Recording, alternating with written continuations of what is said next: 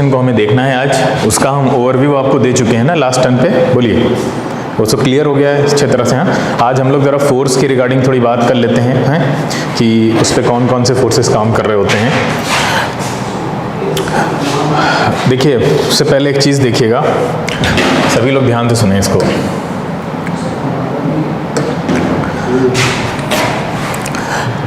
अगर फोर्स अंदर की तरफ जा रही होती है ना, हमने देखा है ना कई बार दो तरह से फोर्स हो रही होती है, या तो आउटवर्ड बाहर की तरफ फोर्स निकल रही होती है, या फोर्स अंदर की तरफ जा रही होती है। बोलिए, दो तरह के केसेस हमने देखे हुए हैं, या तो फोर्स अंदर जा रही होगी या फोर्स बाहर की तरफ आ रही होगी।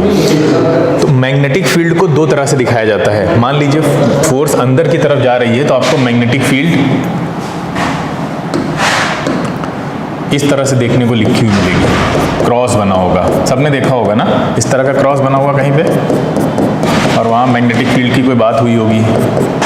तो इसको इस तरह दिखाया जाता है, क्योंकि अंदर को आप दिखा कैसे सकते हैं, दिखा तो नहीं सकते ना किसी तरह से, तो उसको इस तरह दिखाया जाता है। इसका मतलब ये होता है कि फील्ड, ये दिख रहा है कलर सही, ये फील्ड इनवर्ड जा रही है, ठीक है, अंदर जा रही है। इसका मतलब ये है कि मैग्नेटिक फील्ड अंदर की तरफ है। और अगर आपको इस तरह से लिखा हुआ मिले, गोले बने हों या डॉट बने हों, ठीक है, तो इसका मतलब क्या होगा कि मैग्नेटिक फील्ड कहाँ है, आउटवर्ड है।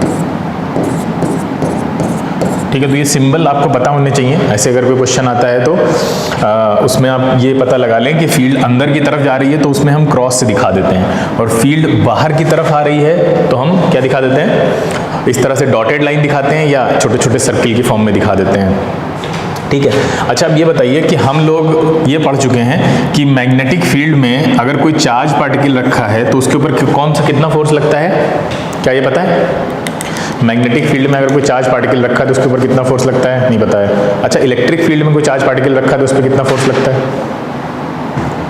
इलेक्ट्रिक फील्ड में अगर कोई चार्ज पार्टिकल रखा है तो उस पर कितना फोर्स लगता है? तो इलेक्ट्रिक फील्ड है, सपोज करिए ये देखिए, ये इलेक्ट्रिक फील्ड है, ठीक है, और इसमें हमने एक चार्ज पार्टिकल को रख दिया लाके, बताइए कितना फोर्स लगेगा उसके ऊपर? पढ़ा चुके हैं, हाँ, कितना बेटा? ई क्यू या क्यू ई है ना, ये लगता है, जिसको हम ईवी बोलते हैं ना अगर इलेक्ट्रॉन की बात करें तो, ठीक है। ये बात होती है इलेक्ट्रिक फील्ड की। हाँ, मैग्नेटिक फील्ड का सुनिए। मैग्नेटिक फील्ड में जब कोई चार्ज रखा होता है तो उस पर कितना फोर्स लगता है? उस पर फोर्स लगता है आपका क्यू वी बी।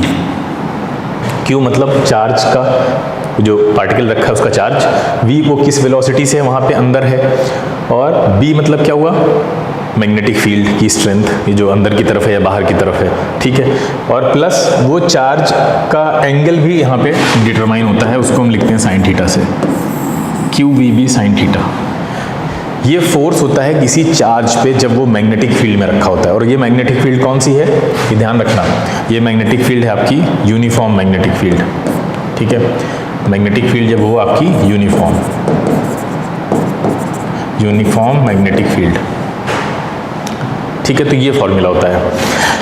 अगर हम चार्ज की जगह पे कंडक्टर के ऊपर कितनी मतलब फोर्स लग रहा है, यहाँ पे जो कंडक्टर यहाँ पे रखा होगा, तो उस पर अगर हम निकालना चाहते हैं, मान लीजिए कंडक्टर रखा है और कोई पर्टिकुलर एंगल पे रखा है, उस पर अगर हम ये फोर्स निकालना चाहें कि कितना फोर्स आ रहा है, तो कंडक्टर में तो बहुत सारे चार्जेस होंगे, बोलिए होंगे ना, कंडक्टर में तो बहुत सारे चार्जेस होंगे अंदर।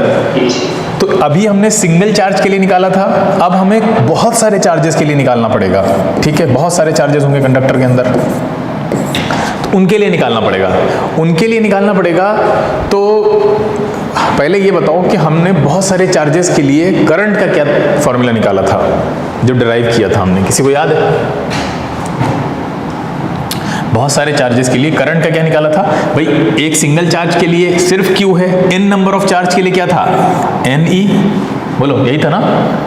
अरे यार, और वेलोसिटी क्या थी? ड्रिफ्ट वेलोसिटी है ना, VD, यही जो सिंगल के लिए V लिखी हमने यहाँ पे, VD मान लो इसको, कोई दिक्कत नहीं है। NEA VD, और इसका कुछ ना कुछ एरिया भी तो होगा और लेंथ भी होगी, दो चीजें होंगी, बोलो। इसका कुछ यहाँ पे क्रॉस सेक्शनल एरिया होगा और लेंथ होगी, तो वो भी आएगा ना यहाँ पे, बोलो। NEA VD AL, और कुछ मिसिंग है इसमें? पूरा हो गया, इतना ही था, बताइए। जब बहुत सारे चार्जेस हो जाएंगे तो हर चार्ज पार्टिकल, उसकी वेलोसिटी, उसका एरिया और क्या हो गया, लेंथ, NEAVDAL, और क्या आएगा, मैग्नेटिक फील्ड आ जाएगी आपकी B, और कितने एंगल पे ये रखा हुआ है, इसका ये एंगल कितना बना रहा है, ये वाला एंगल थीटा मान लेते हैं, साइन थीटा। ये होता है फोर्स पूरे कंडक्टर के ऊपर। कोई कंडक्टर अगर मैग्नेटिक फील्ड में रखा है तो उसके ऊपर कितना फोर्स लगेगा, ठीक है। अब आप खुद बताइए, इसकी जगह पे हम लोग क्या लिख सकते हैं, इसकी जगह पे बताइए, इसकी जगह पे क्या लिख सकते हैं, आई लिख सकते हैं, आई लिख सकते हैं ना। तो ये फॉर्मूला क्या बनेगा, एल नहीं होगा, एल तो कंडक्टर की लेंथ है, तो क्या होगा, IBL साइन थीटा। तो ये फॉर्मूला आप याद रखिएगा, ठीक है। ये फॉर्मूला कब है, जब एक कंडक्टर के ऊपर, जब उसको मैग्नेटिक फील्ड में रखा जाता है, उसके ऊपर कितना फोर्स लगता है, ठीक है। वो करंट कैरिंग कंडक्टर भी हो सकता है, नॉन करंट कैरिंग कंडक्टर भी है। तो इसको बोलते हैं, जो फोर्स लगने वाला फोर्स है, इसको बोलते हैं लॉरेंट फोर्स। लॉरेंट फोर्स का नाम सुना है, नहीं सुना है, ये है लॉरेंट फोर्स, जो जब किसी कंडक्टर को हम मैग्नेटिक फील्ड में रखते हैं, यूनिफॉर्म मैग्नेटिक फील्ड, तो वो लगता है, ठीक है। और इसकी डायरेक्शन को कैसे डिटरमाइन किया जाता है कि लॉरेंट फोर्स किस डायरेक्शन में लग रहा है, वहां पे हमारी हेल्प करने के लिए आता है फ्लेमिंग्स का लेफ्ट हैंड रूल। तो आपसे अगर पूछा जाता है क्वेश्चन में कि बताइए फ्लेमिंग का लेफ्ट हैंड रूल किस फॉर्मूले से डिटरमाइन होता है, या उसके ऊपर लगने वाला फोर्स का मैग्नीट्यूड हम कैसे निकालते हैं, तो आप कहेंगे लॉरेंट फोर्स से। या इसको घुमा के पूछ सकता है कि लॉरेंट फोर्स की डायरेक्शन हम कैसे निकालेंगे, तो क्या आंसर होगा, फ्लेमिंग के लेफ्ट हैंड रूल से निकालते हैं, ठीक है। आगे चलें, बोलिए, कोई दिक्कत नहीं, चलिए फिर। अब यहां पे देखिए, ये आपका एक आर्मेचर कॉइल हो गई, ये आपके दो मैग्नेट हो गए, ठीक है। अब इन दोनों, इसमें जो मैग्नेटिक फील्ड लाइन्स है वो कुछ ऐसे जा रही होंगी, है ना, ये सब तो क्लियर है, बिल्कुल क्लियर दिख भी रहा होगा। उसके बाद क्या है, ये क्या कहलाती है, स्प्लिट रिंग हो गई, है ना, XY हमने नाम दे दिया उनका। ये क्या हो गए, कार्बन ब्रशेस हो गए, ठीक है, जो उसके साथ लगे होंगे, EF नाम दे दिया हमने। और इसको एक हमने बैटरी से कनेक्ट कर दिया, एक स्विच लगा दिया, सर्किट कंप्लीट हो गया, क्लियर। अब आप देखिए, जैसे ही स्विच को आपने, देखिए यहाँ पे पहले स्विच ऑफ था, आपने जैसे ही स्विच को ऑन किया, तो इसमें करंट फ्लो स्टार्ट हो जाएगा। ये देखिए कुछ ऐसे, ये देखिए दिख रहा है ना, करंट किधर फ्लो हो रही है भाई, ये पॉजिटिव टर्मिनल है तो पॉजिटिव से नेगेटिव ही जाएगी, ऑब्वियस सी बात, ये पॉजिटिव है, ये नेगेटिव है, तो करंट ऐसे जा रही है, देखिए, है ना, ये इधर से फिर वापस ऐसे करके ये आ जाएगी, ठीक है। ये देखिए, अब ये बताइए कि यहाँ पे अगर हम आपसे, अभी रोटेशन होगा नहीं होगा इसमें, बताइए, बिल्कुल होगा, इसकी वजह से रोटेट करेगा ये देखिए कुछ इस तरह से। तो ये जो रोटेशन इसमें हो रहा है, आप मुझे ये बताइए कि दोनों एंड पे, AB पे और CD पे, पहले AB पे आप फ्लेमिंग का लेफ्ट हैंड रूल लगाइए, क्योंकि यहाँ पे फोर्स तो लग रहा है, अभी हमने पीछे पढ़ा है कौन सा, लॉरेंट फोर्स लग रहा है। लॉरेंट फोर्स कब लगता है, जब एक कंडक्टर मैग्नेटिक फील्ड में रखा होता है, तो उसके ऊपर जो मैग्नेटिक फील्ड फोर्स लगा रही है, ठीक है, वो उसकी डायरेक्शन लॉरेंट फोर्स हमें मतलब लॉरेंट फोर्स उसका मैग्नीट्यूड देता है, और उसकी डायरेक्शन के लिए हम फ्लेमिंग का लेफ्ट हैंड रूल यूज करते हैं। तो जरा यहाँ लेफ्ट हैंड रूल लगाइए और बताइए इस पे ऊपर किधर फोर्स लग रहा है, इस वाले एंड पे, कंडक्टर के AB पे, आर्मेचर के, लगाइए। कैसे लगाएंगे, कैसे खोलेंगे, ये हो गया। मैग्नेटिक फील्ड की डायरेक्शन कहाँ है, नॉर्थ से साउथ, तो आप जो आपकी 4 फिंगर है उसको इधर ले चलिए, ठीक है, ऐसे, ये देखिए हमने 4 फिंगर को उधर कर दिया। करंट किधर है, ऊपर है, तो मिडिल फिंगर करंट को दिखाती है ना, तो मिडिल फिंगर को ऐसे ऊपर कर दिया, बताइए फोर्स किधर है, दिख रहा होगा ना भाई। सबसे पहले आपने 4 फिंगर को इधर किया, ठीक है, 4 फिंगर इधर क्यों किया, क्योंकि नॉर्थ साउथ डायरेक्शन में आपकी मैग्नेटिक फील्ड लाइन जाती है, नॉर्थ से साउथ, तो 4 फिंगर आपकी मैग्नेटिक फील्ड लाइंस को दिखाती है, तो इधर कर दिया, ठीक है। फिर करंट मिडिल फिंगर दिखाती है, तो मिडिल फिंगर ऊपर जानी चाहिए, क्योंकि करंट ऊपर जा रही है, तो आपने मिडिल फिंगर को ऊपर कर दिया, ठीक है। ये वाली फिंगर इधर ही रहनी चाहिए, कौन सी, आपकी ये जो आपकी 4 फिंगर है। फिर थंब को खोल लीजिए, थंब किधर आ रहा है, बताइए फोर्स किधर लगेगा, यहाँ पे इस वाले एंड पे फोर्स किधर लगेगा, इस वाले एंड पे फोर्स बाहर की तरफ लग रहा है ना, बोलिए, अरे बोलो भाई, हाँ, फोर्स बाहर की तरफ लग रहा है इधर वाले एंड पे। अच्छा यहाँ निकालिए फोर्स, यहाँ फोर्स किधर लग रहा होगा? इस एंड पे, सीडी वाले एंड पे। सीडी वाले एंड पे फोर्स किधर लग रहा होगा?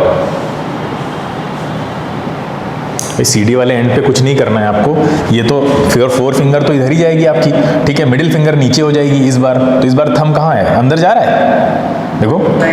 हाँ, तो फोर्स इधर फोर्स आउटवर्ड है, ठीक है, बाहर की तरफ लग रहा है, इधर फोर्स इनवर्ड लग रहा है, ठीक है, ये आउटवर्ड है, ये इनवर्ड है। तो ये कैसे घूमेगा, क्लॉकवाइज या एंटी क्लॉकवाइज?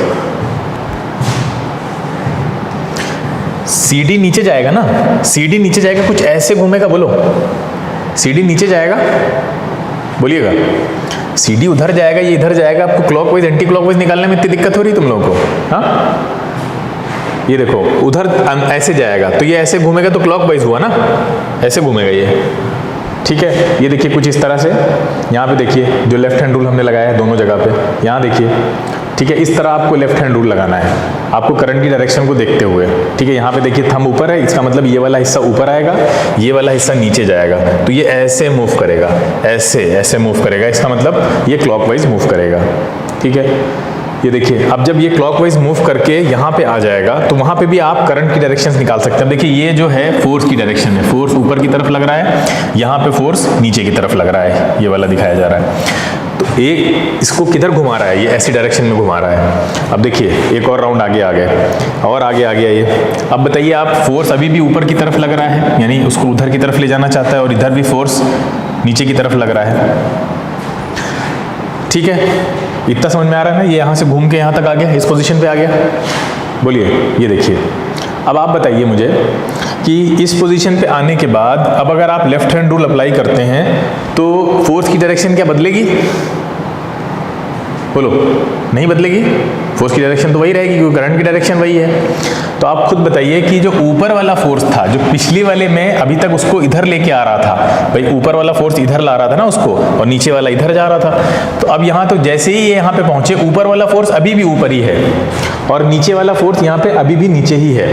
तो अब ये यहाँ पे क्या होगा बताइए, इस पोजीशन में क्या होगा? पीछे से देखते हुए आते हैं। यहाँ पे देखिए फोर्स यहाँ पे ऊपर की डायरेक्शन में लग रहा है, ठीक है, यानी ये इसको ऐसे ले जाएगा घुमाता हुआ, ठीक है, ऐसे घुमाता हुआ ले जाएगा। और जब ये इस डायरेक्शन में पहुंचेगा, यहाँ पे इस पोजीशन पे पहुंचेगा, तो बताइए इस पोजीशन पे भी फोर्स ऐसे ही लगता रहेगा या फोर्स की डायरेक्शन कुछ बदलेगी?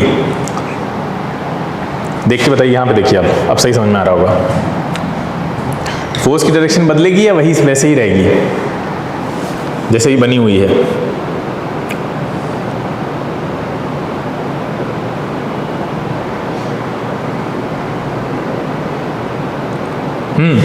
बोलिए जल्दी।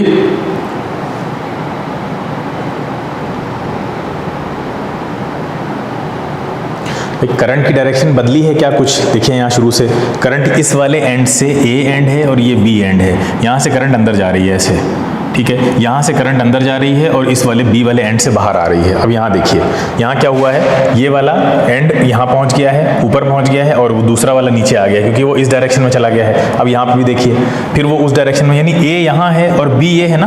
बोलो, इतना समझ में आ रहा होगा? ए ये है, बी ये है, क्लियर? ए वाला एंड ये है, बी वाला एंड ये है। ए वाले एंड से करंट जा रही थी, पीछे भी हमने देखा था, यहाँ पे भी अभी करंट जा ही रही है। अब आप खुद सोचिए कि यहाँ पे जब करंट अंदर जा रही है तो यहाँ पे लेफ्ट हैंड रूल अगर आप अप्लाई करते हैं तो वैसे ही आएगा ना। बताइए, ये ऐसे जाके बाहर की तरफ ही अभी भी फोर्स लग रहा होगा इसके ऊपर, इस डायरेक्शन में भी बाहर की तरफ फोर्स लग रहा होगा इसके ऊपर।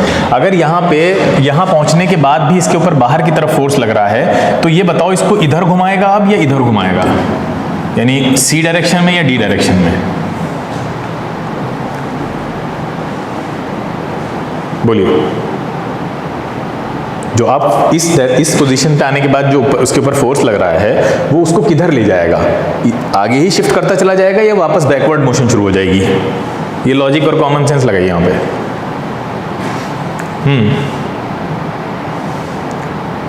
तो ये डिटरमाइन नहीं कर पा रहे हो कि इसके ऊपर जो ऊपर लगने वाला फोर्स है उसको किधर ले जाएगा? भाई इधर ले जाने के लिए तो नीचे की तरफ फोर्स लगना चाहिए ना। अगर उसको क्लॉकवाइज डायरेक्शन में ही ले जाना है तो फोर्स तो नीचे की डायरेक्शन में ही लगना चाहिए हमेशा। लेकिन जैसे ही वो इस पोजीशन पे आएगा, जो अपवर्ड फोर्स था, जो पहले वो यहाँ पे था, ये देखो पहले वो यहाँ पे था, यहाँ पे उसके ऊपर अपवर्ड फोर्स लग रहा था ऊपर ले जाने के लिए, तो ऊपर ले जाने के लिए लग रहा था, इसके ऊपर नीचे ले जाने के लिए लग रहा था, और ये ऐसे घूम गया, घूम के यहाँ पहुंच गया इस कंडीशन में, ये देखिए इस कंडीशन में आ गया। अब भी फोर्स ऊपर की डायरेक्शन में, तो क्या ऊपर वाला फोर्स इसको इधर घुमा पाएगा क्या? बोलो, क्लॉकवाइज किधर घुमाएगा बताओ, क्लॉकवाइज या एंटी क्लॉकवाइज? बोलिए।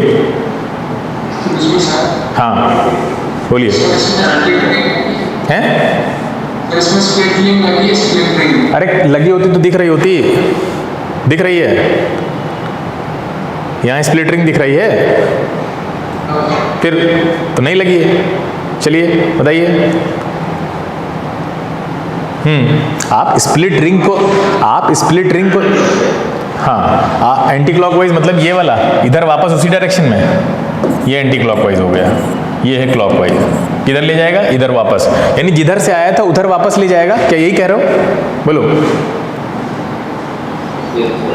जिधर से आया था, जैसे मैं यहाँ पे कोई चीज़ उठा के दिखाता हूँ, जैसे मान लो ये कीबोर्ड है, इससे समझो, ये पहले ऐसे था, ठीक है, देखो ये बिल्कुल, इसको इस तरह समझिए आप, ये ऐसे था पहले, है ना, ऐसे था, तो क्या था, इधर वाले हिस्से पे ध्यान से देखो, इस वाले, ऐसे देखो, इस वाले हिस्से पे कैसा फोर्स लगा? अपवर्ड लगा ना, और इस पे डाउनवर्ड लगा। कैसे हुआ था? ऐसे ही तो हुआ था भाई, ये ऐसे मूव कर रहा था, कैसे मूव कर रहा था बताओ? चलो इसमें देखो ना, इसमें भी तो दिख रहा होगा सही से, यहाँ देखो पीछे चलते हैं, ये देखो, अब इसकी पोजीशन पे रखते हैं बिल्कुल ऐसे ही, है ना, जैसे ये रखा हुआ है, ये वाला हिस्सा ऊपर जाएगा, वो वाला नीचे जाएगा। बोलो, कुछ ऐसे जाएगा ना? यस। हाँ, अब देखिए ऐसे जा रहा है, ये देखिए ऐसे जाते जाते यहाँ आ गया ना, ऐसी कंडीशन में, सही है, ऐसी कंडीशन में आ गया घूमते हुए। पहले यहाँ था, यहाँ से ऐसे इस वाले फोर्स ने इसको ऊपर उठाया, इस वाले ने इसको नीचे दबाया, तो ये ऐसे ऐसे ऐसे ऐसे मूव करता हुआ यहाँ तक पहुँचा, ठीक है, यानी हाफ साइकिल लगभग कंप्लीट होने वाली थी। लेकिन यहाँ पे पहुँचते ही करंट की डायरेक्शन अगर वही है जो पहले थी, वही करंट की डायरेक्शन है, तो फिर अब क्या होगा, ये वाला फोर्स हमेशा ऊपर बना रहेगा, ये वाला फोर्स हमेशा नीचे बना रहेगा। तो जब वो यहाँ पे पहुँचेगा तो खुद सोचो, इस वाली कंडीशन में जो ऊपर वाला फोर्स है, ये इसको इधर अपनी वापस ओरिजिनल कंडीशन पे वापस लाएगा या नीचे दबाएगा? अब तो इसको ऐसा चाहिए ना, ये वाला एक राउंड पूरा करने के लिए इसको यहाँ पे उस फोर्स की रिक्वायरमेंट है जो इसको दबाए ऐसे, जबकि इसके ऊपर इस कंडीशन में फोर्स कौन सा लग रहा है? ऊपर की तरफ वाला फोर्स जो है वो उसको वापस ऐसे ले आएगा ना। बोलो भाई, ये ऐसे जाएगा, और ये यहाँ पे ऊपर, अगर करंट की डायरेक्शन नहीं बदली तो ऊपर वाला वो फोर्स जो है, जो अभी ऊपर लग रहा था, वो ऊपर ही लगता रहेगा, और एक टर्न के बाद क्या होगा, थोड़ा सा जब वो टर्न करके आगे पहुंचेगा तो वापस से उसको अपनी पोजीशन पे ले आएगा। यानी ये जो मोटर है वो ऐसे ऐसे टर्न करने लगेगा। बोलो, ये समझ में आ रहा है? ऐसे ऐसे करने लगेगा, हाँ, है ना। हाँ, अगर आपने करंट की डायरेक्शन को नहीं बदला तो ये मोशन होगी, और ये चीज हमें दिखा रही है कि ये तो एक साइकिल भी पूरा नहीं कर पाएगा, है ना। ऐसे कहाँ कर पा रहा है? एक साइकिल पूरा करने से पहले ही उसके क्या हो रहा है, वापस आ जा रहा है वो। तो ये मोटर आपके किसी काम का नहीं है। अब आपको समझ में आया कि हमको करंट की डायरेक्शन क्यों बदलनी जरूरी है, अदरवाइज क्या होगा, मोटर आगे का रोटेशन पूरा नहीं कर पाएगा। आपको फोर्सेस की डायरेक्शन बदलनी होगी आगे जैसे ही जाएंगे आप। तो जैसे ही इस कंडीशन में ये आर्मेचर आपका पहुंचा है, फोर्सेस अगर आप चाहते हैं कि यहाँ पे फोर्स डाउनवर्ड हो जाए, यहाँ पे अपवर्ड हो जाए, यही थी ना ओरिजिनल कंडीशन, यही ओरिजिनल कंडीशन थी ना। यहाँ का फोर्स अपवर्ड था, यहाँ का डाउनवर्ड था, तभी तो ये मूव किया था। देखो, ये थी ओरिजिनल कंडीशन। यहाँ का फोर्स अपवर्ड था जो इसको इधर जाने पे मजबूर कर रहा था, यहाँ का फोर्स डाउनवर्ड था जो उसको नीचे जाने पे मजबूर कर रहा था। दोनों कपल फॉर्म कर रहे थे, है ना, और कपल से टॉर्क प्रोड्यूस होता है और रोटेशनल मोशन होने लगती है। तो इसने ऐसे मोशन करना स्टार्ट कर दिया। लेकिन सोचो, अगर यहाँ पे भी फोर्सेस की डायरेक्शन वही रहेगी तो वो आधा करेगा, फिर जो कपल यहाँ पे होगा वो उसको वापस उसी पोजीशन पे ले आएगा। तो आपको जो है वो न सिर्फ कपल बनाना है, बल्कि उसकी डायरेक्शंस को भी चेंज करना है, ताकि आप रेगुलर एक ही डायरेक्शन में मोटर घूमता रहे आपका। वरना एक बार क्लॉकवाइज मोशन होगी, एक बार anticlockwise, clockwise anticlockwise, कोई फायदा नहीं होने वाला। क्लियर हुआ हाँ, बात समझ में आई? बोलिए। हाँ, तो अब हम लोग क्या कर सकते हैं यहाँ पे, बताइए क्या करना पड़ेगा हमें चेंज करने के लिए?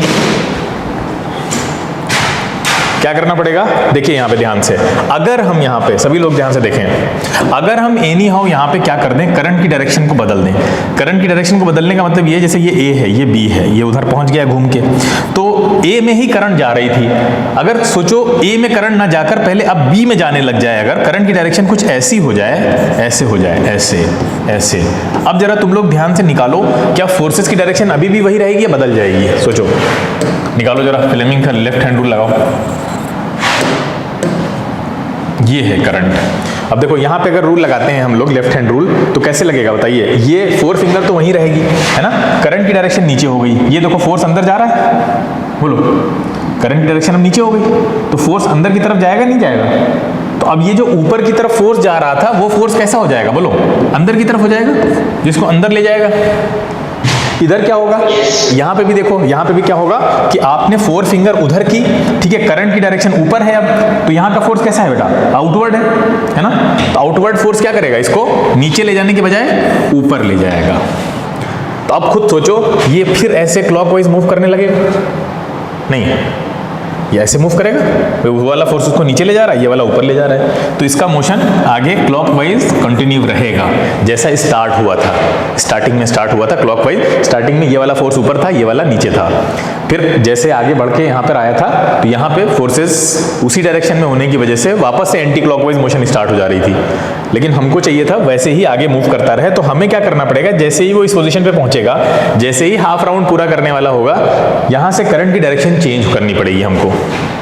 और यही काम हमको, जब हमने आपको कल मोटर वाला एनिमेशन दिखाया था, तो वहां पे भी तो यही हो रहा था, कल यानी पिछली क्लास में, वहां क्या हो रहा था, बार बार अगर आप तार को बदल देते तो वो जो वहां पे हमने क्या दिखाए थे, वहां पे मैग्नेटिक पोल दिखाए थे, आपको याद है, मैग्नेटिक पोल दिखाए थे कि अपोजिट पोल सामने आ रहे थे, तो फौरन करंट की डायरेक्शन बदलनी थी ताकि सिमिलर पोल सामने आ जाए, नहीं याद है, देखा था कल, हाँ, तो यहां वो क्या क्यों हो रहा था, क्योंकि वो एक्चुअली फोर्स की डायरेक्शन को बदलने के लिए हो रहा था, वो बिल्कुल लेमैन लैंग्वेज में आपको समझाया गया था, ये थोड़ा सा टेक्निकल है, ठीक है, आपको लिखना इसी तरह होगा एग्जाम में, जो आपका ये सेकंड टर्म में आएगा, तो लिखना आपको इसी तरह होगा, ठीक है, इसके बारे में जब भी लिखने को अगर आता सब्जेक्टिव में कुछ भी, ठीक है, इवन ऑब्जेक्टिव क्वेश्चन इस पे अच्छे बनेंगे तो आप कर लेंगे, अगर आपका ये कॉन्सेप्ट क्लियर हो गया कि अच्छा यहाँ पे आने पर फोर्स की डायरेक्शन सेम रहती है, क्योंकि करंट सेम डायरेक्शन में बह रही है, तो वो एंटी क्लॉकवाइज मूव कर जाएगा, तो हमको फोर्स की डायरेक्शन बदलनी पड़ेगी आगे जाकर, और उसके लिए हमें करंट की डायरेक्शन बदलनी पड़ेगी, क्योंकि हम या तो हम दूसरा काम ये कर सकते हैं कि या तो हम पोलैरिटी बदल दें मैग्नेटिक पोल्स की, जो ये रखे हुए हैं परमानेंट मैग्नेट्स, लेकिन ये तो मुश्किल काम है ना, अब बार बार क्या ये मैग्नेट उठा के इधर रखेंगे, इसको इधर रखेंगे, ये तो फिक्स हो जाते हैं मोटर में, जहां कहीं भी लगा होता है, क्लियर है, तो आप करंट की डायरेक्शन को बदल सकते हैं, तो अब करंट की डायरेक्शन को बदलने के लिए हम क्या यूज करते हैं, बताया था हमने, करंट की डायरेक्शन को ही बार बार बदलने के लिए हम क्या यूज करते हैं, बोलिए, स्प्लिट रिंग यूज करते हैं, देखिए स्प्लिट रिंग जो आपके सामने है, इसीलिए यूज करते हैं कि जब ये आगे जाएगा, देखिए इसमें करंट अभी फ्लो हो रही है, तो इसमें करंट जा रही है, इसमें से करंट आ रही है, तो ये वाले हिस्से पे जो फोर्स होगा वो ऊपर लगेगा, जिसमें करंट नीचे आ रही है उस पे डाउनवर्ड लगेगा फोर्स, ये तो हम लोग कई बार देख चुके हैं, तो ये ऐसे क्लॉकवाइज डायरेक्शन में मूव करने लगेगा, ठीक है, और उसके बाद क्या होने वाला है, जब ये क्लॉकवाइज डायरेक्शन में मूव करेगा, देखिए कुछ इस तरह से ऐसे मूव करेगा ये, तो स्प्लिट रिंग भी इसके साथ मूव करेंगे, बोलिए भाई, स्प्लिट रिंग भी तो इसके साथ फिक्स होते हैं, ये एक्स वाला इसके साथ ही मूव करेगा और ये वाई वाला इसके साथ ही मूव करेगा, बोलो क्लियर है ना, तो हाँ, तो ये स्प्लिट रिंग भी इसके साथ मूव करेंगे, और यहाँ पे हमने ये जो डायरेक्शन है वो डिटरमाइन की है लेफ्ट हैंड रूल से, ये सब आप लोगों को क्लियर है, ठीक है, तो ये देखिए, ये इस तरह का फोर्स स्टार्टिंग में लग रहा होगा, ये इसको ऊपर ले जाएगा, ये फोर्स डाउनवर्ड ले जाएगा, तो ये फोर्स आपने कैसे निकाले, लेफ्ट हैंड रूल से निकाले, वही यहाँ पे समझाया गया है। अब ये देखिए, ये मूव कर रहा है, ये देखिए मूव करते हुए, सोचो जब ये वर्टिकल, बिल्कुल वर्टिकल पोजिशन में आ जाएगा, एकदम से वर्टिकल पोजिशन में आ जाएगा, तो क्या होगा, इस कंडीशन में क्या होगा, इस कंडीशन में फोर्सेस कुछ इस तरह लग रहे होंगे, सब इक्वल अपोजिट फोर्सेस होंगे, वर्टिकल पोजिशन में आने के बाद सारे फोर्सेस, आपसे क्वेश्चन भी पूछ सकता है कि ये मान लीजिए बिल्कुल इस तरह की पोजीशन में आ जाए वर्टिकल, यानी ऐसे था, ऐसे आ गया बिल्कुल, ठीक है, तो ऐसे आ गया, तो फोर्सेस कैसे होंगे, सारे फोर्सेस एक दूसरे को कैंसिल आउट कर देते, लेकिन यहां पे एक और चीज होती है, क्या होती है, आप देख रहे हैं कि जैसे ही ये वर्टिकल पोजीशन में आता है, तो क्या ये स्प्लिट रिंग कनेक्टेड है ब्रशेस से, बोलो, नहीं है, नहीं है, तो यहाँ पे फॉर्चुनेटली करंट फ्लो होती ही नहीं है, तो फोर्सेस का वैसे भी कोई रोल नहीं है यहाँ पे, ठीक है, तो अदरवाइज अगर करंट जा रही होती तो फोर्सेस ऐसे होते और एक दूसरे को कैंसिल आउट कर देते, तो इस पोजीशन पे रोटेशन में ये कोई हेल्प नहीं कर रहा होता, ठीक है। आगे चलते हैं। अब ये जब आगे मूव करके हाफ साइकिल अपनी पूरी करता है, तो देखिए हाफ साइकिल पूरी हो गई, यहां से गया और वापस इधर आ गया, यानी जो CD था वो AB की जगह पे आ गया और AB CD की जगह पे चला गया। ठीक है, देखिए स्विच ओवर कर गए। अब आप बताइए ये स्लिप रिंग भी तो स्विच हुए होंगे, सॉरी स्प्लिट रिंग। अब ये Y वाला इधर होगा ना, बोलो ये X वाला इधर होगा, ऐसे ही होगा ना, ये फिक्स थे ना उसके साथ में। ब्रशेस फिक्स नहीं होते हैं तो ब्रशेस जो है वो, सॉरी ब्रशेस आर्मेचर के साथ फिक्स नहीं होते हैं, ब्रशेस जो है आपके वायर के साथ लगे होते हैं, तो वो अपना एक जगह पे रहेंगे, यानी ये पॉजिटिव है तो पॉजिटिव रहेगा, ये नेगेटिव है तो नेगेटिव रहेगा। अब आप खुद सोचिए कि जो CD वाला एंड था, CD वाला यानी Y वाला स्प्लिट रिंग था, वो पहले किस टर्मिनल से जुड़ा था स्टार्टिंग में, पॉजिटिव से या नेगेटिव से? किस टर्मिनल से जुड़ा था ये स्टार्टिंग में? पॉजिटिव से जुड़ा था ना, स्टार्टिंग में ये पॉजिटिव से जुड़ा हुआ था, इधर था ना ये पॉजिटिव वाले एंड से जुड़ा हुआ था। अब ये किसके साथ जुड़ गया है? नेगेटिव के साथ। ये देखिए, तो नेगेटिव के साथ जुड़ा है तो करंट इधर से नीचे उतरेगी X में और Y में एंटर होने लगेगी। तो ये फायदा है स्प्लिट रिंग का कि जो काम आपको मैनुअली करना पड़ता हर हाफ साइकिल के बाद, वो वाला काम आपका स्प्लिट रिंग ऑटोमेटिकली करे दे रहे हैं। ठीक है, आपको मैनुअली ये करना पड़ता कि CD को पॉजिटिव बनाना पड़ता, इसको नेगेटिव बनाना पड़ता हाफ साइकिल के बाद, वही काम आपका स्प्लिट रिंग कर रहे हैं यहाँ पे। वो उसको पॉजिटिव बनाए दे रहे हैं और इसको नेगेटिव, फिर हाफ साइकिल के बाद इसको फिर पॉजिटिव कर देंगे, उसको फिर नेगेटिव कर देंगे, यानी करंट की डायरेक्शन हर हाफ साइकिल के बाद क्या हो जाएगी? चेंज हो जाएगी। क्लियर? बोलिए। तो आपका फोर्स, अब देखिए अब यहाँ पे फोर्स कैसे लगेगा निकालिए आप, फिर देखिए यहाँ पे ऊपर की डायरेक्शन में हो जाएगा, यहाँ फिर नीचे हो जाएगा और फिर इसका मूवमेंट जो है वो स्टार्ट हो जाएगा। यहाँ पे फोर्स फिर से आपका ऊपर की डायरेक्शन में लगने लगेगा इस तरह से और यहाँ का नीचे लगने लगेगा। तो हर हाफ साइकिल के बाद ये करंट की डायरेक्शन को रिवर्स कर देगा ताकि फोर्स जैसे लग रहा था वैसे ही लगता रहे हर हाफ साइकिल के बाद। बोलिए, बात क्लियर है? हाँ, हर एक एंड पे। ठीक है, यानी इधर वाला जो एंड होगा उस पे फोर्स अपवर्ड ही लगना चाहिए और इधर वाले एंड पे डाउनवर्ड लगना चाहिए। उसके लिए बहुत जरूरी है कि हर बार आप उसकी डायरेक्शन को बदलते रहिए। ठीक है, जब AB इधर आ जाएगा तो अब AB जब इधर आ जाएगा तो AB पे डाउनवर्ड फोर्स की जरूरत नहीं है यहाँ पे। जब ये इधर आ गया, इधर आएगा तो उसको अपवर्ड फोर्स चाहिए होगा। तो अपवर्ड फोर्स कैसे मिलेगा? उसको पॉजिटिव से ऐड कर दीजिए। पॉजिटिव टर्मिनल से जो भी एंड जुड़ा होगा उस पर अपवर्ड फोर्स लगेगा और नेगेटिव टर्मिनल से जो भी एंड जुड़ा होगा उस पर डाउनवर्ड फोर्स लगेगा। बोलो, इतना क्लियर है सबको? हाँ, तो ये आपका क्या है, इलेक्ट्रिक मोटर या DC मोटर का कॉन्सेप्ट था जो कंप्लीट हो गया। आपको डाउट है जल्दी पूछिए।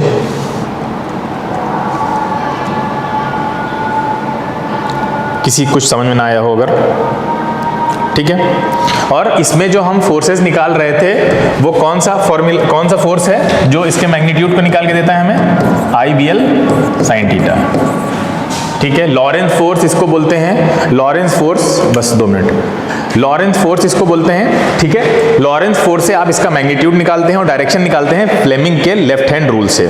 ठीक है, आपसे एक क्वेश्चन और पूछता है, ये NTSC स्टेज 1 में क्वेश्चन आया था कि इसकी यूनिट बताइए। ठीक है, तो मैग्नेटिक फील्ड स्ट्रेंथ की इसमें यूनिट बतानी थी, कैसे निकालेंगे? आसान है, साइन थीटा की जरूरत नहीं है, साइन थीटा से यूनिट कैसे निकालेंगे?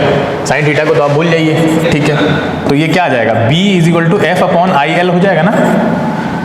बोलिए, B = F/IL। F क्या होता है? न्यूटन।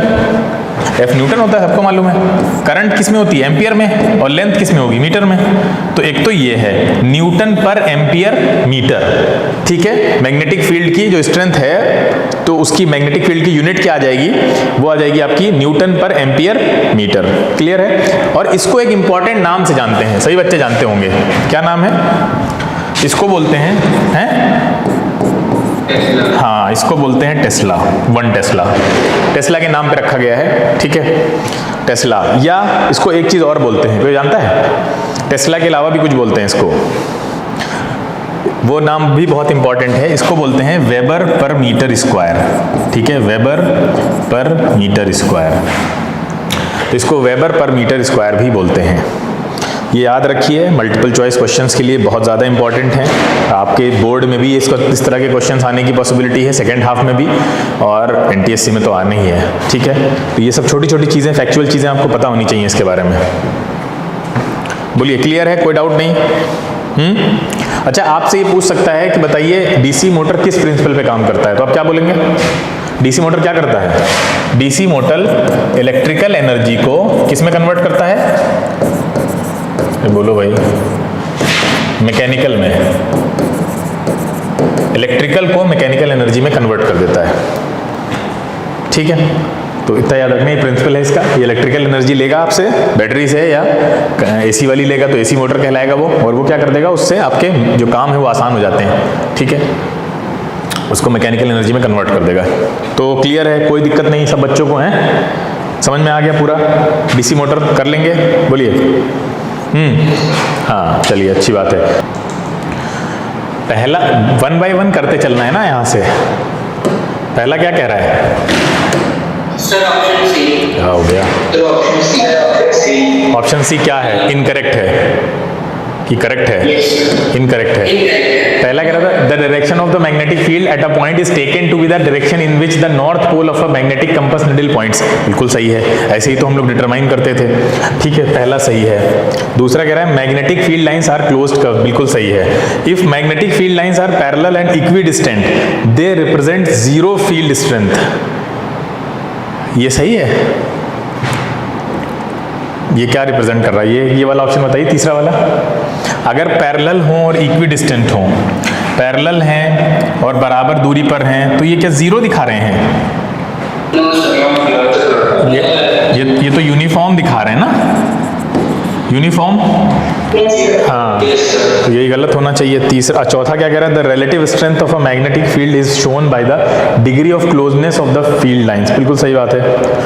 अगले क्वेश्चन क्या कह रहा है? If the key in the arrangement, अरे अरेंजमेंट तो गायब ही कर दिया है, is taken out the circuit is made open and the magnetic field lines are drawn over the horizontal plane ABCD। देखते हैं क्या हो सकता है। खैर इसको अभी स्किप कर देते हैं, ये फिगर हमें बनाना पड़ेगा, इसमें टाइम लगेगा। आगे चलते हैं, पहले और क्वेश्चन ले लें। कह रहा है a circular loop placed in a plane perpendicular to the plane of paper carries a current when the key is on. The current as seen from the points A and B। ये भी मुझे लग रहा है क्या गड़बड़ कर दिया, इसमें भी फिगर है क्या? अरे कोई फिगर नहीं लगाए हैं। चलिए आगे चलते हैं। हाँ ये वाला लेते हैं, इसमें नहीं है फिगर। हाँ ठीक है, चलो बताओ।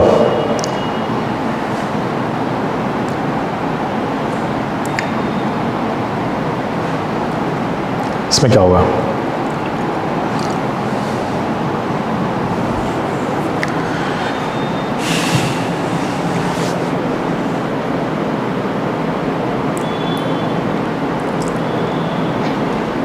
ध्यान से पढ़ना, इनकरेक्ट स्टेटमेंट पूछ रहा है।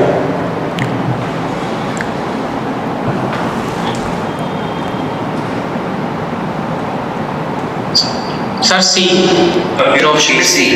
ऑप्शन सी गलत है। द फील्ड लाइंस, पहला ऑप्शन कह रहा है the field lines inside the solenoid are in the form of straight lines which indicates that the magnetic field is the same at all points. बिल्कुल सही जवाब। दूसरा है the strong magnetic field produced inside the solenoid can be used to magnetize a piece of magnetic material like soft iron when placed inside the coil. ये भी सही है।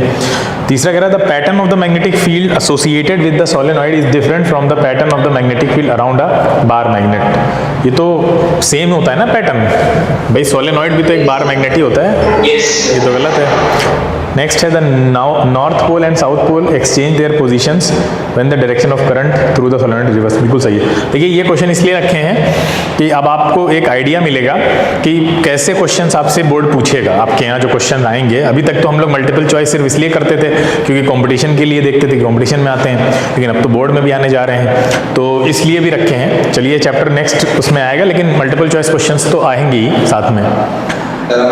भाई बताइए पहला क्या कह रहा है? A uniform magnetic field exists in the plane of paper pointing from left to right। ठीक है, यहाँ left to right shown in the figure। इस फिगर में दिखाया गया है। In the field an electron and a proton move as shown। ठीक है, दोनों मूव कर रहे हैं। The electron and the proton experience। ठीक है, अब यहाँ पे 4 ऑप्शन दे रखे हैं। ठीक है, पहला ऑप्शन है, अब ये 6, 7 एयर छोड़ दीजिए, नहीं ये ऑप्शन तो ये ABC वाले हैं, ये हमें लग रहा है मिसप्रिंट हुआ है। हाँ बेटा, कौन डिस्टर्ब कर रहा है? सर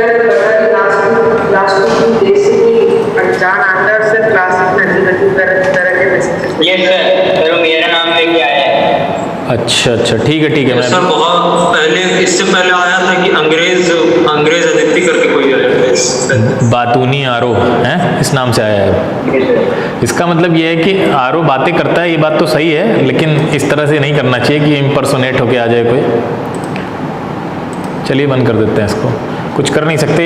ये लड़के हैं आपस में ही, मतलब आप लोगों में से ही कोई है जो इस लिंक को शेयर कर रहा है और वो ऐसे बच्चे उसमें इंक्लूड हो रहे हैं, ठीक है। अब टेक्नोलॉजी के अपने नुकसान भी हैं, उसको आप बहुत ज़्यादा सिक्योर नहीं बना सकते, कुछ ना कुछ उसमें लूप होल्स रह ही जाते हैं जो आप देख रहे हैं। खैर ठीक है, अच्छा है, वॉइस वाला डिस्ट्रैक्शन तो नहीं हो रहा है। अगर वो वॉइस से बोले तो पकड़ में आ भी सकता है, इसीलिए वो बोल नहीं रहा है, लिख रहा है। चलिए हम लोग अब इधर आते हैं, डिस्ट्रैक्ट नहीं होते हैं, ठीक है। बताइए, हाँ कौन सा होगा, आपने देखा पब्लिक? सर ए होगा। ए क्या होगा, मतलब चार ऑप्शन में से force both pointing into the plane of paper, पहला कह रहा है forces both pointing out of the plane of paper, तीसरा कह रहा है forces pointing into the plane of paper and out of the plane of paper respectively, D है force pointing opposite and along the direction of the uniform magnetic field respectively. अच्छा, इसमें कौन से force की बात कर रहा है, ये किस फोर्स की बात कर रहा है, कौन से फोर्स की बात कर रहा है? मैग्नेटिक फोर्स, और क्या, कौन से फोर्स की बात करेगा? हाँ तो बताइए मैग्नेटिक फोर्स कैसे हम निकालेंगे यहाँ पे? हाँ तो फ्लेमिंग्स लेफ्ट हैंड रूल कैसे लगाया हमने इसमें दोनों में, बताइए। इलेक्ट्रॉन नीचे जा रहा है तो उसकी करंट ऊपर होगी, हाँ ठीक है, करंट भी ऊपर ही है, हाँ और सर मैग्नेटिक फील्ड लेफ्ट से राइट है। हाँ ठीक है, बिल्कुल सही है। ये क्लियर है, सबको समझ में आ गया? यहाँ हमने कैसे निकाला है दोनों पे? इलेक्ट्रॉन की करंट ऊपर होगी, बोलो, इलेक्ट्रॉन की करंट ऊपर होगी, मिडिल फिंगर करंट दिखाती है ना, बोलो। मैग्नेटिक फील्ड तो पहले ही दिखा रखी है आपको, तो ये इधर होगी, ये करंट ऐसे है तो इसमें फोर्स अंदर लग रहा है ना इलेक्ट्रॉन पे, ये देखो।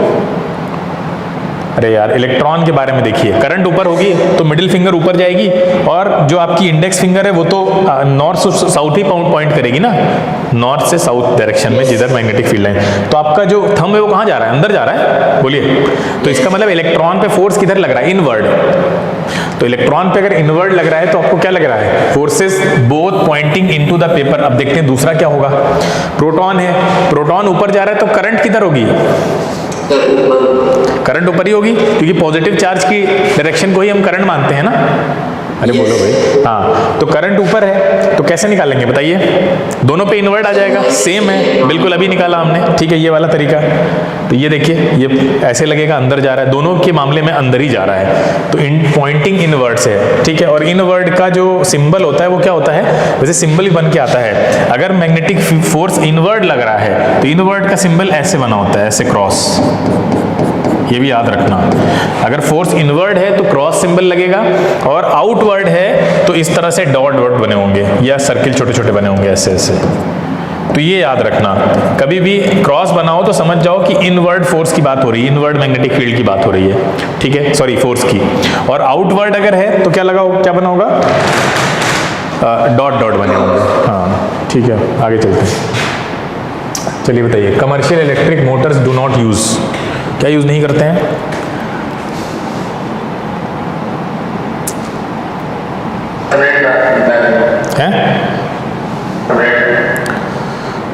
ऑप्शन नंबर ए, सी, सी सही है।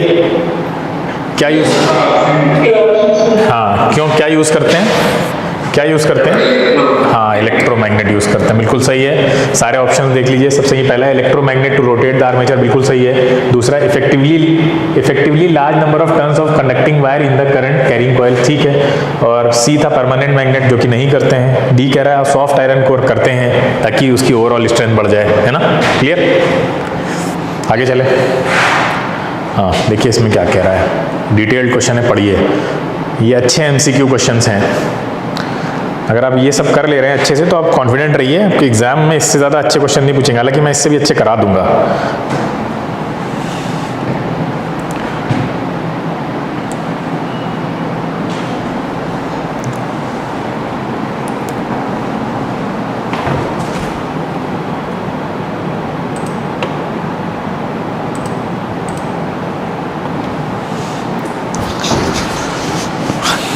क्या पूछ रहा है? There are 2 coils bound on a non conducting cylindrical rod, ये दिखा हुआ है फिगर में। इनिशियली क्या हुआ? The key is not inserted, then the key is inserted and later removed, ठीक है, बाद में उसको हटा लिया गया।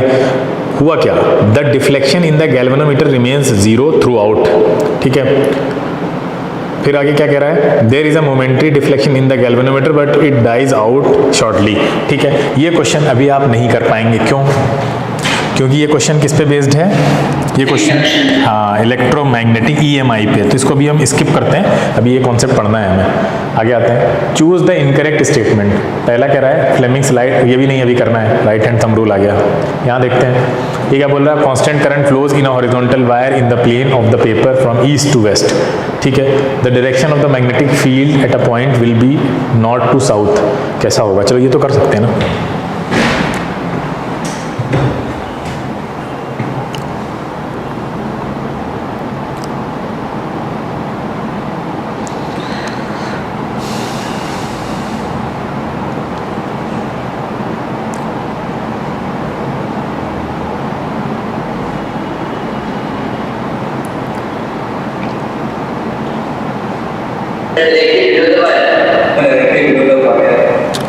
बिल्कुल सही आंसर है, डायरेक्टली बिलो द वायर। सभी का आ गया? निकाल लिया सबने? अच्छा, क्या रहा है पहले देखिए क्वेश्चन में।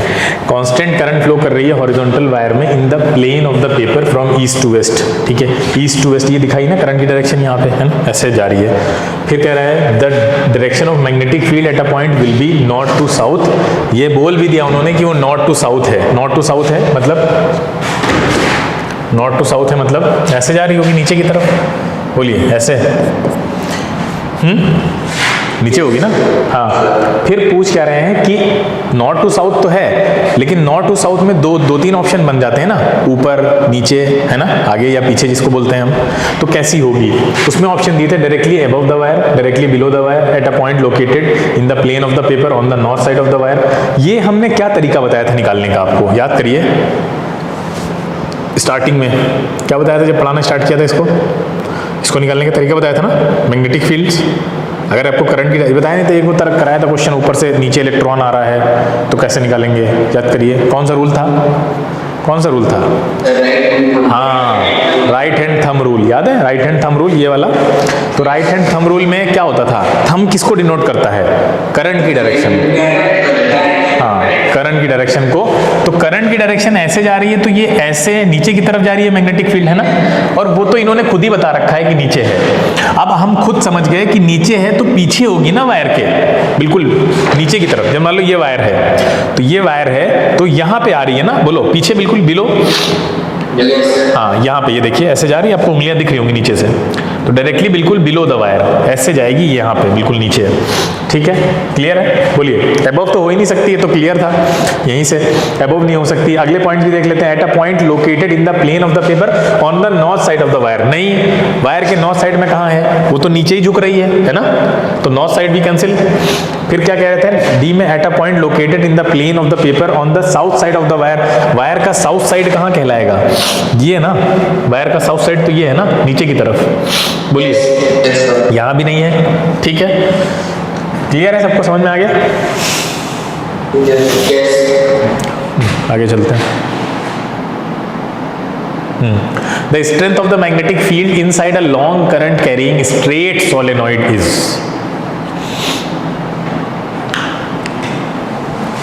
बताइए। ट्राई करिए, आप लोग सभी लोग ट्राई करें, तभी पता चलेगा अब तक जो पढ़ा है वो कितना आया हमें।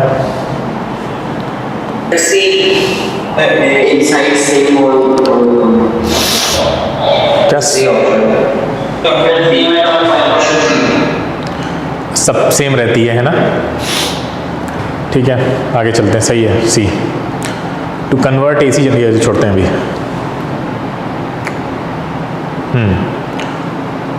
इसका फिगर लिया नहीं, देखते हैं कि फिगर बनाया जा सकता है क्या इसका।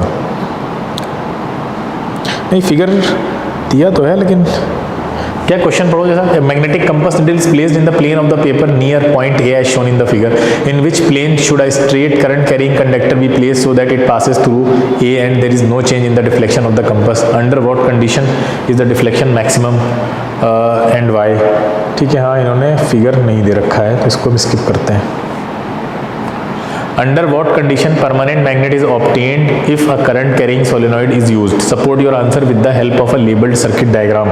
ये तो बना लेंगे क्या, वैसे ये तो सब्जेक्टिव क्वेश्चन हो गया एक तरह से आपके लिए। ये क्वेश्चन समझ में आया?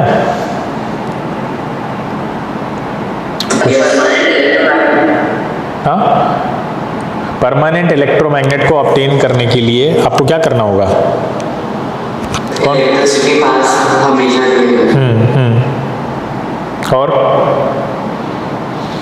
और क्या करेंगे? सर्किट क्लोज होना चाहिए एक तरह से बोल सकते हैं। दूसरा आपको क्या चाहिए उसमें? बीच में सॉफ्ट आयरन कोर चाहिए। AB is a current carrying conductor in the plane of the paper as shown in the figure. What are the direction of magnetic fields produced by it at points P and Q? Given R1 greater than R2, where will the strength of magnetic field be larger? बताइए।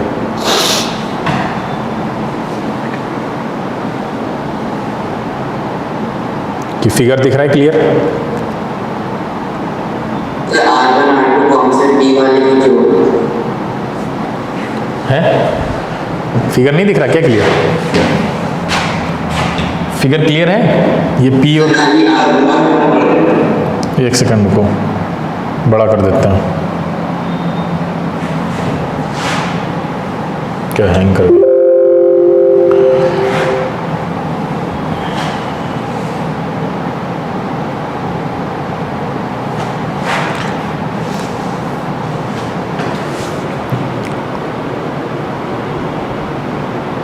Hang कर गया क्या? आ गया।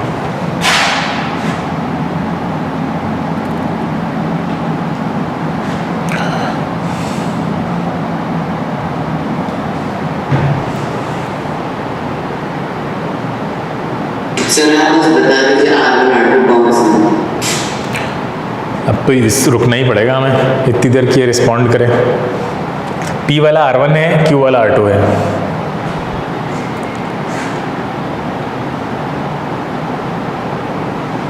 Sir तो Q पे ज़्यादा larger है। सही तो है, ये होगा। अच्छा ये इतना ही बड़ा हो सकता है, इससे बड़ा नहीं हो पाएगा।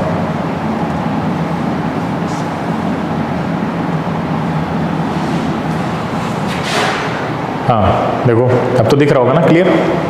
यस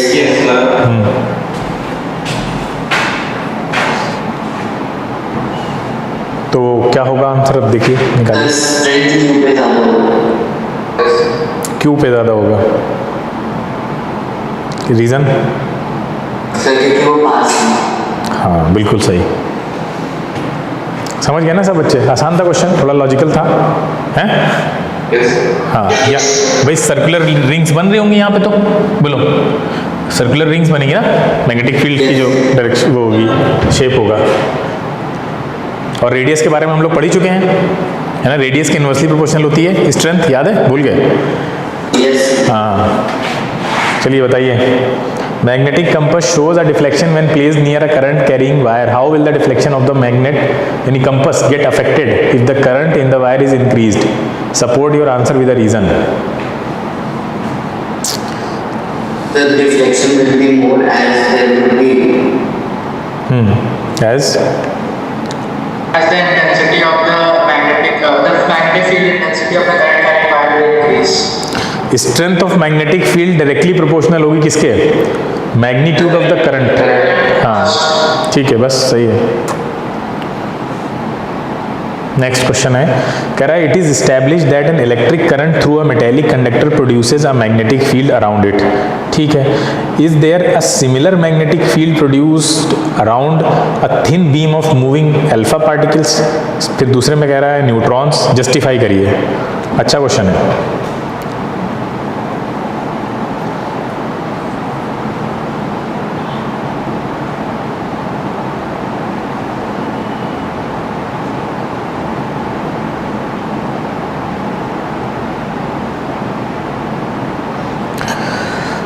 अच्छा क्वेश्चन है, इसका मतलब है मुश्किल नहीं है, हैं? सर अल्फा पार्टिकल्स में करंट मैग्नेटिक फील्ड बनेगी और न्यूट्रॉन्स नहीं बनेगी। तो कैसे बनेगी ये भी तो बताइए। सर अल्फा पार्टिकल्स चार्ज होते हैं लेकिन न्यूट्रॉन्स चार्ज नहीं होते। तो कैसे चार्ज होते हैं अल्फा पार्टिकल? हैं? हीलियम के बोलते हैं सर। नहीं, कैसा चार्ज होता है अल्फा पार्टिकल पे? हाँ पॉजिटिव चार्ज होता है। हाँ, ठीक है। तो अल्फा पार्टिकल जिस डायरेक्शन में मूव करेंगे उसी डायरेक्शन में करंट होगी, है?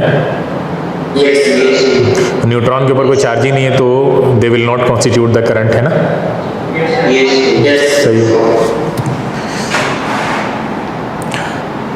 What does the direction of thumb indicate in the right hand? अरे ये रहने दो, राइट हैंड थंब रूल तो पता है, लेकिन in what way this rule is different from Fleming's left hand rule. चलिए, ये अच्छा क्वेश्चन पूछा है।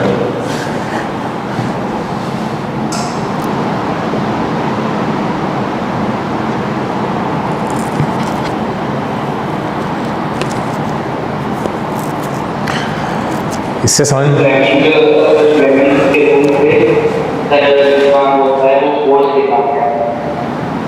ओके। दूसरा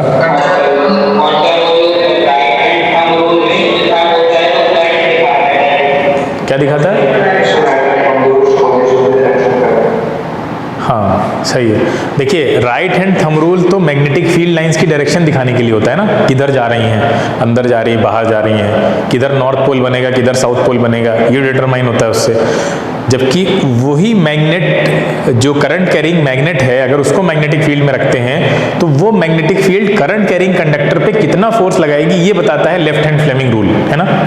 बोलिए। हाँ, तो फोर्स बताने के लिए है। और हाँ, इससे एसोसिएटेड एक आपका, अगर आप उस फोर्स का मैग्नीट्यूड निकालना चाहते हैं तो कैसे निकालेंगे, उसके लिए एक फॉर्मूला होता है फोर्स का, IBL साइन थीटा। ये फॉर्मूला होता है, इसको कहते हैं लॉरेंथ फोर्स। ठीक है, ये लॉरेंथ फोर्स कहलाता है। हाँ बता रहे हैं सब। लॉरेंथ फोर्स L जो है वो कंडक्टर है कोई, मान लीजिए, जैसे मान लीजिए एक मैग्नेटिक फील्ड हमने ऐसे बना दी। ये क्या दिखा रहा है, किधर है? अंदर। इसमें हमने कोई कंडक्टर ऐसे रख दिया, सपोज करिए इस कंडक्टर की लेंथ है L, इस कंडक्टर की लेंथ है L, और ये कंडक्टर कितना एंगल बना रहा है, वो ये एंगल है, जो भी एंगल बना रहा होगा, थीटा। ठीक है, और ये I जो करंट इसमें फ्लो हो रही होगी, और B क्या है, मैग्नेटिक फील्ड की स्ट्रेंथ है आपकी। तो ये IBL साइन थीटा से आप मैग्नीट्यूड निकाल लेते हैं उस फोर्स का, जिसको हम लॉरेंथ फोर्स भी बोलते हैं। ठीक है, अगर ये फोर्स किसी एक इलेक्ट्रॉन पे लग रहा होता, सिंगल चार्ज पार्टिकल पे लग रहा होता, तो इसकी वैल्यू बदल जाती, क्योंकि उसमें लेंथ वेंथ तो कुछ होगी नहीं, फिर वैल्यू होती QVB साइन थीटा। ठीक है, उस चार्ज का, उसका चार्ज, उसकी अपनी वेलोसिटी जितनी भी होगी, और मैग्नेटिक फील्ड स्ट्रेंथ और साइन थीटा तो आपको पता ही है। तो ये दोनों याद रखिएगा। ठीक है, ये स्मॉल चार्ज पार्टिकल के लिए है और वो कंडक्टर के लिए है जो बहुत सारे चार्ज पार्टिकल से मिलकर बना होगा। आगे चलते हैं।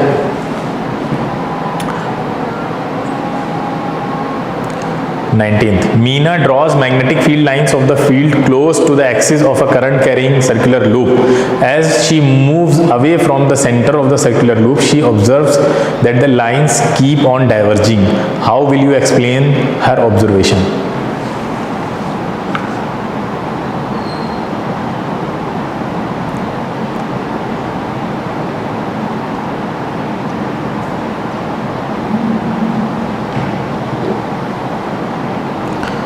बताओ भाई।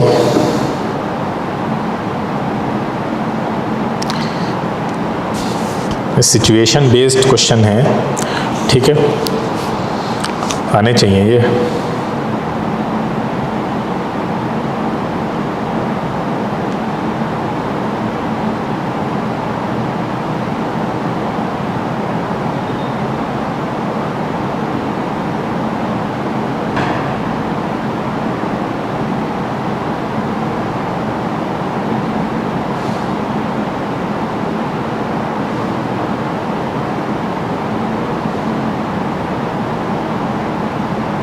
अरे किसी का आंसर नहीं आ रहा, सब खामोश हो गए, क्या हो गया? आसान क्वेश्चन डाइवर्ज कब होती हैं लाइंस? देखो ध्यान से सुनो, ये नॉर्थ पोल, ये साउथ पोल।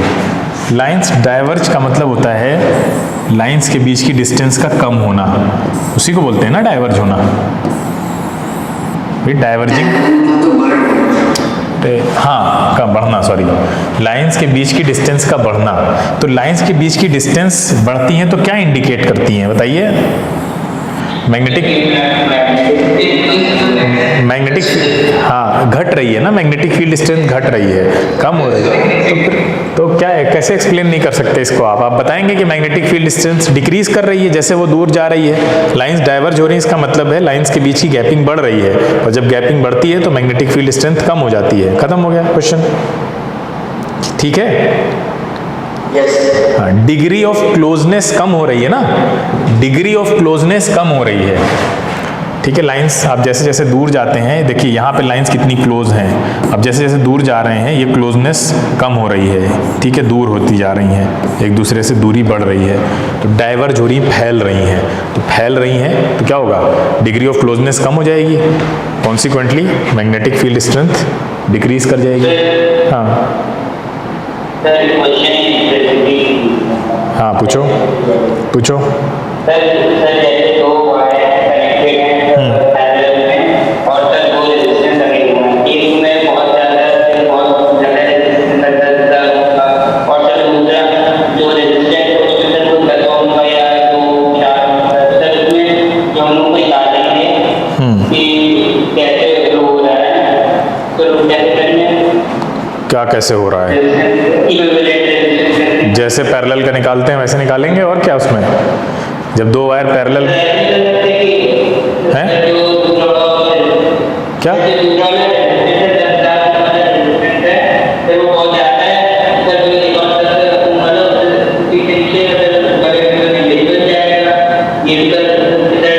क्या क्या क्या क्या क्या क्या नेग्लिजिबल जाएगा, क्या नेग्लिजिबल जाएगा? अच्छा वैल्यू अपनी, हाँ तो मतलब तुम्हारा कहने का मतलब उसको छोड़ दें हम, यही कह रहे हो ना? हाँ तो छोड़ सकते हैं, छोड़ सकते हैं, हम डिपेंड करता है आपका जो आंसर है, ऑप्शन है वो कैसे दिए हुए हैं, छोड़ भी सकते हैं, लेकिन आपको अगर आंसर बहुत क्लोज है तो आपको कैलकुलेट करके निकालना पड़ेगा, इफेक्ट तो डालेगा ही ना वो कुछ ना कुछ। हाँ इसका बताइए क्या होगा? What does the divergence of the magnetic field lines near the ends of a current carrying straight solenoid indicate? अरे अभी पीछे वाला क्वेश्चन देखा है यार, क्या इंडिकेट कर रहा है? मैग्नेटिक फील्ड स्ट्रेंथ फॉल कर गई है ना? हाँ तो फिर next, name 4 appliances where in an electric motor a rotating device that converts electrical energy to mechanical energy is used as an important component. In what respect motors are different from generators? अच्छा, ये आप generator पढ़ने के बाद अच्छे से answer कर पाएंगे, ठीक है? वैसे कर सकते हैं, देखो इलेक्ट्रिक फैन है, मिक्सर्स हैं, वॉशिंग मशीन्स हैं, सब आपके आसपास हैं, कंप्यूटर डिवाइसेस हैं, तो यहाँ पे क्या हो रहा है, इलेक्ट्रिक मोटर एक रोटेटिंग डिवाइस है जो कि इलेक्ट्रिकल एनर्जी को मैकेनिकल एनर्जी में कन्वर्ट कर रहा है ना? और बहुत इंपॉर्टेंट कंपोनेंट होता है। तो मोटर का काम होता है इलेक्ट्रिकल एनर्जी को मैकेनिकल में कन्वर्ट करना, जबकि जनरेटर आप इसका उल्टा काम करते हैं, बिल्कुल उल्टा करते हैं, मैकेनिकल को इलेक्ट्रिकल में कन्वर्ट करते हैं। तो ये कॉमन सेंस बेस्ड भी क्वेश्चन था, मान लीजिए आपने नहीं पढ़ा जनरेटर के बारे में, फिर भी इतना तो जानते ही हैं आप। नेक्स्ट है, what is the role of the 2 conducting stationary brushes in a simple electric motor? क्या काम होता है ब्रशेस का? ब्रशेस का काम क्या होता है? हाँ उनका काम होता है स्लाइड करना, ठीक है? स्लाइड करते रहते हैं वो, और क्या करते हैं? कांटेक्ट को मेंटेन करते हैं, ठीक है? किससे, किसकी बात पूछ रहा है ये? Electric motor to maintain the contact with split ring, इसी से तो लगे होते हैं।